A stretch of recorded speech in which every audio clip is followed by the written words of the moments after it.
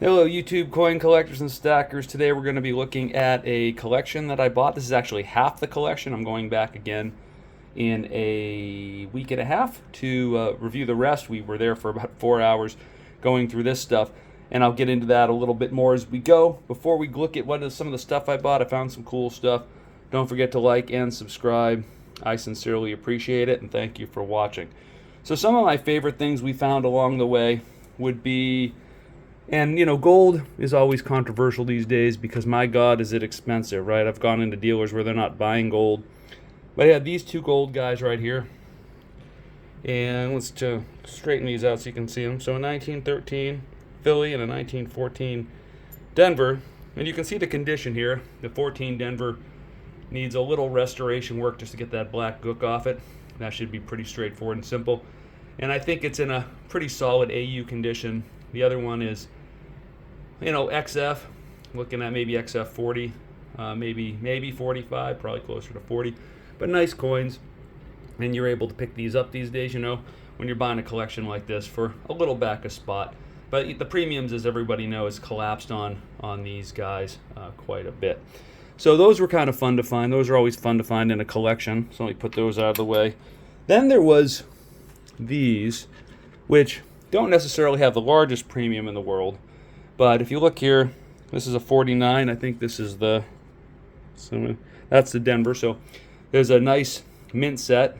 These are in pristine condition. Yeah, I would say they're not gem, but they're definitely choice, BU. And there's the set here from Denver. There's a set from Philly. They weren't in this. They were just in a plastic bag. I put them in these Whitman holders just to keep them organized.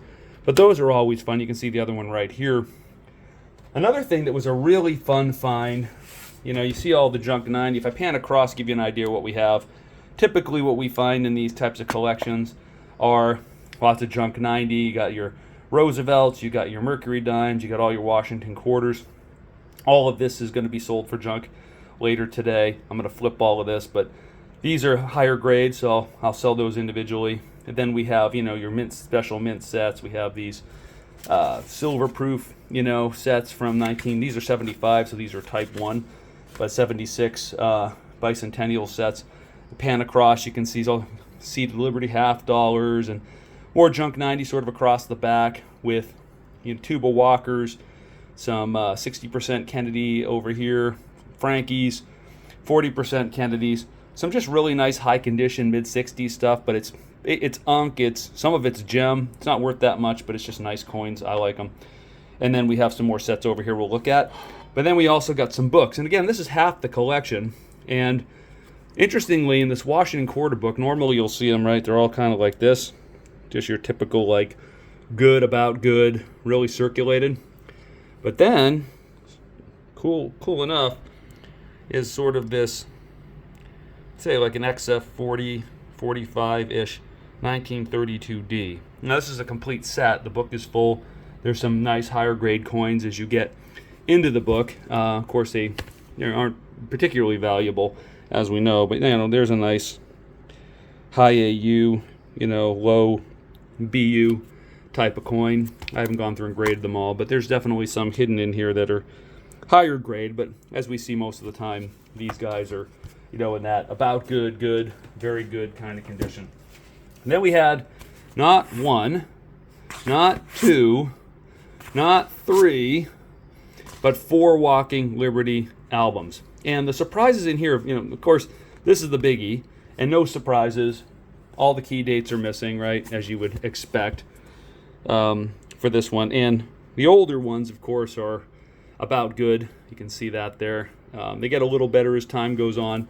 This album's pretty rough overall. Most of these are good, about good, kind of junk 90. You get a better one there. That 35 is pretty nice. That's like AU. And then, of course, we're missing the 38D as well. But some of the other walkers in some of the other books are nice. Particularly, let me see if this is the book here. And these are harder to find. So you see this like 47D right here. You know, that's unk. It's got a beautiful reverse on it. And 2 of the books have these as well. And there's some nice ones hidden in there like that 44D. kind of smattered in here as well. The 41's decent, the 42's decent. You know, these aren't key dates or anything special. The 43D's all right. But we got tons of walkers. And as a surprise in all of this, other than sort of these 60s Lincolns or Lincoln cents that came with the proof sets or in the mint sets, there were no Lincoln cent albums. There were no collections of Lincoln cents. Now, again, this is half the collection. I may go back and I'm handed the things that I didn't see at all. Lincoln cents, Buffalo nickels, Indian head cents, nickels in general. I mean, there's this 3-cent nickel, right? So it's in pretty decent shape, this 3-cent nickel. Let me zoom in here.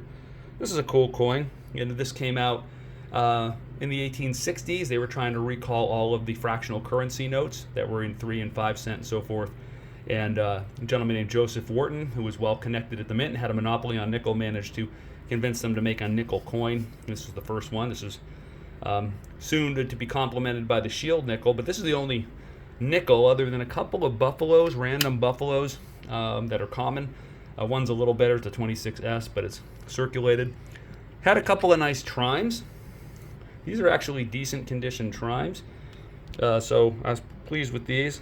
Common though, 1852, and this is an 1853. The 1853 is a little nicer, as you can see. Let me get under the light there. You know, not too circulated. These are probably XF or better, maybe low AU. So those are a nice find.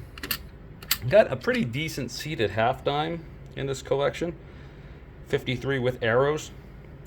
It's in a pretty good state. Looks like it was probably cleaned a long time ago, but you know, it's an attractive coin. Otherwise, this will be going on my eBay store. This half dime. We have a really decent half cent. Let me see. Of course, this stuff's hard to get. Copper's tough once you really light it up. This 51 half cent. Obviously, it's, you know, probably very fine, I would think, in this condition. But it's decent. Needs a little restoration work. Get some of the gunk off it. We had a couple of 2-cent coppers that are also decent. These are large motto, but you can see they're not bad. Kind of get in the light there so you can see that normally these are worn pretty flat when you find them. You know, they were in circulation a long time. But these ones, you can see a lot of the lines in the shield, especially in the 65. Usually the In God We Trust, the we is weakly struck. We can see that here as well, and then it wears off pretty quickly because of the way the coin's designed. We have one single solitary Civil War token, 1863 store card, very common, just R card for whatever store that was for. Don't see these too often. This one, Am I Not a Slave? Oh, I'm sorry. It's the anti-slave token. Am I Not a Woman and a Sister? Of course, she looks like a slave with the chains. And this was a compliment to my Am I Not a Man and a Brother? That one was issued in the 1790s in England. This is considered a hard times token. I have a graded one of these on my eBay store. This one will go on the eBay store as well in raw condition. And it's typical that they're pretty struck on that 38 is generally weakly struck. But that's a fun one to find. We have a 1876S seated $half that was cleaned somewhere along the way. It's typical. The reverse is much nicer. A lot of detail on the eagle. It's an attractive coin overall. The front is, or the obverse is pretty worn down. Maybe weakly struck to begin with, and then worn down as well. Got a older large cent. See, it's got a little corrosion. It's been around the block. 1825. It's definitely a nicer, better date on this, but it's seen better days as well. You know, it's typical for most of them. One real fun thing was this. Let me zoom out a hair on this guy. But this really nice 1955 proof set in OGP in really pristine condition with the original envelope. I love it when they have like the stamp. You can see when it was mailed, you know, the history that went along with this. You know, that a person ordered this in the 1950s and this is the original envelope it came in, is always fun. We got the 64 Philly and Denver set. You know, not particularly uncommon, but I don't really see both of these together very often in the same set. I usually see one or the other, so that was fun to get them both together. A very common 62 set for your Frankie in that one. And then we have, sadly, the 1970 set. Not sadly it's the 70 set, but it is the large date. You're always looking for the small date on this guy, and we have the large date. Anything else worth mentioning? These are always fun, and what's nice about the way that these were, the woman that owned this. So this was a gentleman and his wife. They inherited it from his grandmother, and this stuff was really well taken care of. Typically, and I'll show you a blue Ike in a minute. Sometimes these would separate, they fold and bend. These get all kind of cruddy from how they're stored. They'll get brown and around them and a little mildewy, and then these will get toned from the air leaking in. All of these are pristine. All of them are in just excellent, like, day they came from the mint condition. And that's nice about sort of the pride of ownership with this collection. I'm dying to see the second half. I got a sort of a preview of it when we were looking there. Let me see what else we have. We got some more proof sets. The Ikes. So these blue Ikes here are cool. Not uncommon, right? But what I see a lot of times, again, with these, particularly on these blue Ikes, is there's a separation that occurs here on the cellophane where air gets in, and this guy gets all like washed out and crusty. Usually gets this sort of weird haze on it, and all of these are, again, like day they ship from the mint, perfect condition. Normally you see the envelopes are pulling apart, the glue is coming apart. This is all separated, but not. It's got the COA in it. That's pretty cool. And then something that I'm seeing kind of for the first time. You guys may be familiar with these. They had a bunch of these things. United States memorial coinage. So this is like, gently circulated coins stuck in a commemorative pack. I have to do some research to see when this came out. So the company was Crown that made these. But they had a ton of these, both with 40% in, this is a 40%, but they also had 60%ers as well, which also, of course, had all of the 60%ers, 90%ers that also, and there's a couple of these guys that also, of course, had all the 90%, associated and accompanying coinage, like the quarter and the dime. Did I get everything here? Again, this is the first half of this collection. I'm just scanning to see if I missed anything. There's some scuzzy Barber dimes over there, some nicer Franklins. A lot of this stuff was pretty circulated and worn. This very, common kind of cruddy circulated piece dollar. And a nicer 1883S in the capital holder here. Obviously circulated, probably XF condition. Looks like it was cleaned at some point, but it's a pretty attractive coin. I'll sell that. Oh, and I almost forgot. She had gone ahead and got a whole bunch of these 50 Denver. So this is your key date in the Jefferson series. Not particularly valuable coin. A lot of these were saved, but these are all really nice choice gem kind of coins. And one of them is even in this nice little capital holder, which is pretty sweet.